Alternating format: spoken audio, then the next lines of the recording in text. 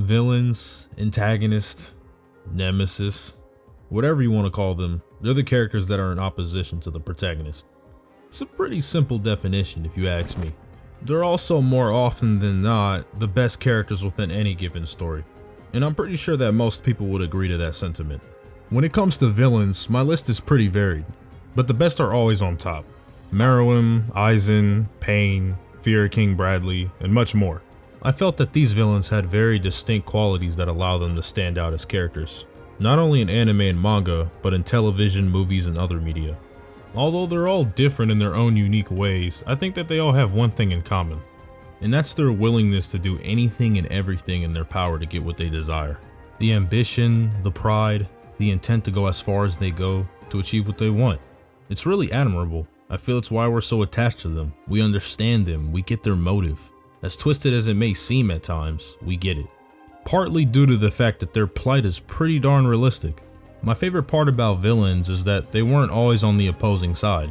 This isn't the case all the time, but I would say for the large majority of them, yeah. They start as something more akin to a hero, or someone with a different attitude toward life. We often see that in these stories that anyone can pretty much become the opposer. One of my favorite opposers of all time, and one who just so happened to recently make the list, is Askeladd. Notice how I call him the opposer, but not a villain. Here's the thing, I'm not even sure if Askeladd will qualify as a true villain, at least not in the same vein as Eisen, Madara, and Griffith. Sure, is he a twisted ass dude? Yeah. Does he commit evil atrocities? Yeah. But that alone doesn't warrant him being a traditional villain. Because with that definition, everybody in the entirety of Vinland Saga, including our main man Thorfinn, would be labeled as one. Askeladd is just a guy that does what he does, but I don't think in any way, shape, or form does he necessarily oppose Thorfinn in getting his revenge. In fact, he encourages it and gives him his honorary duel whenever he can. And he even tells him that one day Thorfinn probably will kill him, but we'll get to that later. Either way, if you decided you wanted to throw him in that category of villains, Askeladd would be a very unique one. Like the other villains, on the surface he's driven toward his goals, and would die on that boat of getting what he deserves.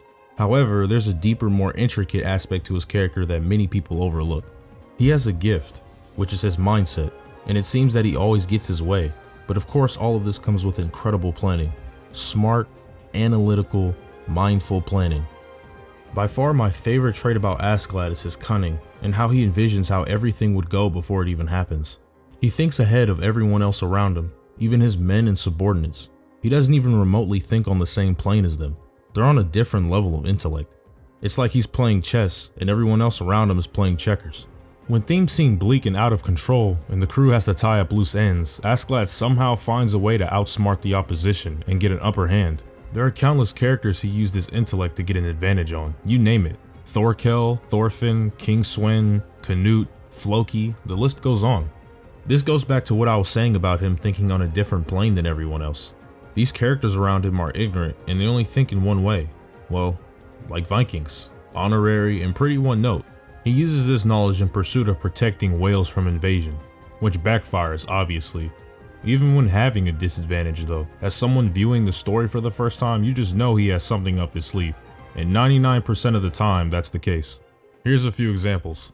When dueling Thors, Askeladd uses his intelligence to get his advantage. He knows that Thorfinn's a Viking, and would take the honorable way out above all else. So when he's cheating, you're like, yeah, that's pretty messed up. But then you think about the fight later with this info in mind and you're like, oh, that's pretty damn smart. The cycle then continues later with the son of Thors, but here it's more overt with a bit of exposition. Before the penultimate chapter of the arc, he duels Thorfinn and pretty much tells him the same topic I've been discussing in this video, confirming his cunning at hand. They don't really think on the same plane. When Askeladd wants something, he gets it. He doesn't have the same narrow point of view that all the Vikings do. And as a kid, Askeladd was a different breed. Even at a young age, he was a prodigy when it came to his intellect. He simply saw how unruly his father was and had a plan, and executed it. He set out to enact revenge on his father and killed him in his sleep, something that Thorfinn was just simply unable to do. You couldn't help but feel at this point that Thorfinn really was just wasting his time. All those years of fighting in these wars as just a pawn in Askeladd's group, that was devastating. In reality, he contradicted himself by fighting in these wars, throwing away his honor and morals. But when it came to dueling Askeladd, he wanted to fight with all of it. It just shows you that he might not even be driven by anger and hate, but at some point he was just going through the motions because, well, he was conditioned to do so for so long too. It pretty much went like this. Do this for Askeladd, do that for Askeladd, get a duel with Askeladd, and then lose. This is what makes Askeladd such a smart character. He knows how to exploit this. He knows Thorfinn down to a T, and even him going into every duel with Thorfinn was just him going through the motions. I'll give this kid a duel and he'll lose as per usual because he doesn't get it yet. I've literally beaten this kid over 100 times and he still doesn't get it. Askeladd's influence still carries on in the current arc of the anime, with him playing a role in Thorfinn's conscience. It isn't all bad though. Askeladd will be one of the driving catalysts in Thorfinn's growth to be a true warrior, son of Thor's. This is when I started loving him the most though, because you realize Askeladd isn't just someone who played a negative aspect in Thorfinn's growth, but he can be seen as a positive one too, seeing how he just showed up in Thorfinn's nightmares and changed his life. In a way, Thorfinn was just in a battle with himself as opposed to a battle with Askeladd, which is why it's difficult for me to call him a villain. Nonetheless, it's genius storytelling, and Askeladd definitely deserves a spot on every top 10 list of villains. He's just too well written. But that's it for me. What's your thoughts on Askeladd? Is he your favorite anime antagonist? Let me know in the comments down below, and subscribe for more content. Thanks for watching.